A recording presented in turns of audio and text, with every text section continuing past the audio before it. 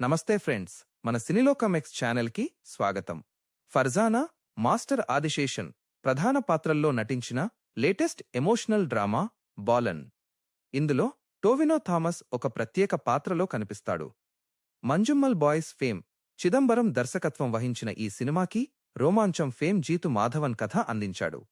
దాదాపు 2 గంటల 27 నిమిషాల నిడివి ఉన్న ఈ సినిమా జూన్ 19న తెలుగు సహా పలు భాషల్లో థియేటర్లలో విడుదలైంది. ఇక కథలోకి వెళితే, భర్తను కోల్పోయిన ఒక మహిళ తన చిన్న కొడుకుతో కలిసి జీవిస్తూ ఉంటుంది. బయట ప్రపంచానికి కొన్ని విషయాలు దాచిపెట్టి బతుకుతూ ఉంటారు. కాని కాలం గడిచే కొద్దీ తల్లి, కొడుకు మధ్య దూరం పెరుగుతుంది. అసలు వాళ్లు ఎందుకు అలా జీవించాల్సి వచ్చింది? వాళ్ల జీవితాల్లో జరిగిన సంఘటనలు ఏంటి? చివరికి వాళ్లు మళ్లీ ఒకరికి ఒకరు దగ్గరయ్యారా లేదా అనేదే సినిమా కథ. ట్రైలర్ చూసిన వాళ్లకు ఇది ఒక థ్రిల్లర్లా అనిపించొచ్చు. కాని అసలు ఇది తల్లి, కొడుకుల బంధం చుట్టూ తిరిగే ఎమోషనల్ డ్రామా. నాకు ఈ సినిమాలో బాగా నచ్చింది ఎమోషన్స్. డైరెక్టర్ ఎక్కడా బలవంతంగా ఎమోషన్స్ చూపించే ప్రయత్నం చేయలేదు. చాలా సింపుల్ సీన్స్తోనే ప్రేక్షకులను కథలోకి తీసుకెళ్తాడు. మాస్టర్ ఆదిశేషన్ నటన చాలా బాగుంది. తన పాత్రలో ఉన్న బాధ, కోపం, ప్రేమ అన్నీ చాలా న్యాచురల్గా చూపించాడు. ఫర్జానా కూడా చాలా బాగా నటించింది. తల్లిగా ఆమె చేసిన పెర్ఫార్మెన్స్ సినిమాకి పెద్ద ప్లస్.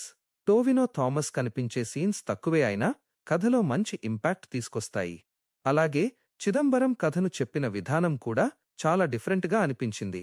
ఫస్ట్ హాఫ్ మొత్తం క్యారెక్టర్స్ గురించి తెలుసుకుంటూ తరువాత ఏం జరగబోతోందనే ఆసక్తితో సాగుతుంది. కొన్ని సీన్స్లో చిన్న సస్పెన్స్ కూడా ఉంటుంది. సెకండ్ హాఫ్లో సినిమా పూర్తిగా ఎమోషనల్ మోడ్లోకి వెళ్తుంది. తల్లి, కొడుకు జీవితాల్లో జరిగిన విషయాలు ఒక్కొక్కటిగా బయటపడతాయి. క్లైమాక్స్లో వచ్చే ట్విస్ట్, చివరి 15 నిమిషాలు మాత్రం బాగా వర్క్ అవుతాయి. కానీ నాకు కొన్ని విషయాలు అంతగా నచ్చలేదు. సెకండ్ హాఫ్లో కొన్ని సీన్స్ నెమ్మదిగా అనిపిస్తాయి. కొన్ని చోట్ల కథ అవసరానికి మించి లాగిన ఫీలింగ్ వస్తుంది. అలాగే వాళ్లు తమ జీవితాన్ని ఎందుకలా దాచిపెట్టారనే విషయాన్ని ఇంకాస్త క్లియర్గా చూపించి ఉంటే బాగుండేది. కొన్ని సీన్స్ కట్ చేసి ఉంటే సినిమా ఇంకా షార్ప్గా ఉండేది. మరి ఫ్యామిలీతో చూడొచ్చా అంటే, ఇందులో కొన్ని సీరియస్ ఎమోషనల్ సీన్స్, మానసికంగా ఇబ్బంది పెట్టే అంశాలు ఉంటాయి. చిన్న పిల్లలకు ఈ సినిమా పెద్దగా కనెక్ట్ కాకపోవచ్చు. 16 ఏళ్లు పైబడిన వాళ్లు ఎమోషనల్ డ్రామాలు ఇష్టపడేవాళ్లైతే తప్పకుండా చూడొచ్చు. మొత్తానికి చెప్పాలంటే, ఇది అందరికీ నచ్చే కమర్షియల్ సినిమా కాదు. కానీ మంచి కథ, మంచి నటన, హృదయానికి దగ్గరగా ఉండే ఎమోషన్స్ ఇష్టపడేవాళ్లకు మాత్రం ఈ సినిమా నచ్చే అవకాశం ఉంది. కొన్ని చిన్న లాగ్స్ ను పక్కన పెడితే ఈ వీకెండ్కి థియేటర్లో ఒకసారి ట్రై చేయొచ్చు. నా వరకు అయితే ఈ సినిమాకి 5కి 3 ఇస్తాను. ఈ వీడియో నచ్చితే ప్లీజ్ లైక్ చేసి మన సినిలోకం ఎక్స్ ఛానల్ని సబ్స్క్రైబ్ చేసుకోండి.